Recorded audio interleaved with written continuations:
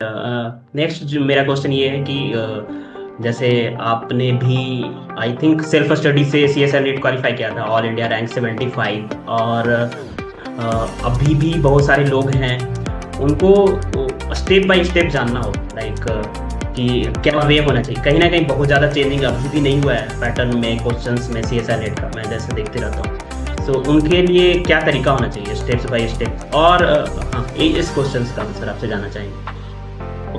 तो C S R NET J R F जो examination है उसको क्लियर करने का मेरे हिसाब से सेल्फ स्टडी से क्लियर करना है। तो एक ही तरीका है कि बहुत सारे क्वेश्चंस आप सॉल्व करो, पास्ट क्वेश्चंस, और एक आपका बेसिक अंडरस्टैंडिंग होना चाहिए टॉपिक का। तो C S R J R F का ये क्लियर ये अच्छा है क्योंकि वहाँ पे ऑप्शंस बहुत सारे होते हैं कि अगर आप एक टॉपिक पकड़े, सपोज लीनियर अलजेब्रा या एक रियल एनालिसिस, इनमें मिलाकर ही क्वेश्चंस इतने सारे होते हैं कि आप मोटा मोटी इन दोनों टॉपिक को पकड़ के भी आप जेआरएफ में अच्छा रैंक ला सकते जस्ट। लेकिन इन दो टॉपिक में आपको मतलब बिल्कुल महारत हासिल करनी है, लेकिन which is not that hard. अगर आप लगातार बहुत सारे क्वेश्चन सॉल्व करेंगे टाइम देखकर, तो इनिशियल पहला स्टेप होना चाहिए कि बेसिक्स ऑफ कोई भी टॉपिक, कोई भी any two scoring topics, for example group theory पढ़कर बस पढ़कर जरा क्लियर करना मुश्किल है।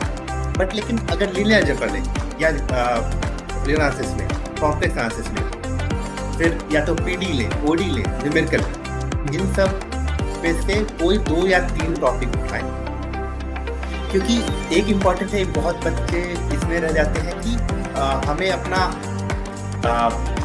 नॉलेज दिखाना है। नॉलेज दिखाकर सीएसआर नहीं, मतलब नॉर्मली नहीं निकलता है, निकल सकता है, नॉर्मली नहीं निकलता है। आपको बस एक गोल रखना है कि आपको क्लियर करना है। तो एग्जाम क्लियर करने के लिए आपको क्वेश्चन सॉल्व करने हैं, टाइम पे क्वेश्चन सॉल्व करना। तो पहला स्टेप शुड बी कि कॉन्सेप्ट क्लियर करना। दूसरा स्टेप जिसको एटलीस्ट 2 महीना देने का जरूरत है, और 2 महीना अगर आपने अच्छे से दे दिया तो डेफिनेटली क्लियर हो जाएगा कि पुराने क्वेश्चंस को सॉल्व।